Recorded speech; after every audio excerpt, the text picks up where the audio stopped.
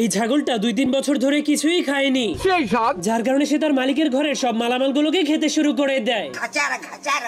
এমনকি সেই মেয়েটার লেহেঙ্গাটাকেও ছিঁড়ে খেয়ে ফেলে, আর এই পুরো পৃথিবীটাকেও খেয়ে ফেলে, এমনকি তার মালিকের লুঙ্গিটাকেও খেয়ে ফেলে। যার কারণে তার মালিক তার গলায় রশি বেঁধে তাকে বাইরে বেঁধে রাখার জন্য নিয়ে যায়, কিন্তু সেই হারামি তার গলার রশিটাকেও খেতে শুরু করে দেয়। এজন্য তার মালিক যখনই তাকে থামানোর চেষ্টা করে তখনই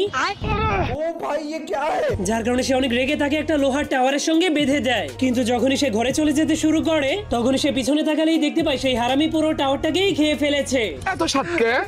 এজন্য তার মালিক তার হাত থেকে মুক্তি পাওয়ার জন্য তাকে একটা ঘড়ির সঙ্গে বেঁধে আকাশে উড়িয়ে দেয়। কিন্তু শয়তান ছাগলটা ঘড়ির সুতোগুলোকে খেতে খেতে আবারও ফিরে আসে। তুমি কি পাগল হইলে না মাথা খারাপ? এজন্য তার মালিক অনেক রেগে তাকে একটা ঘোড়ার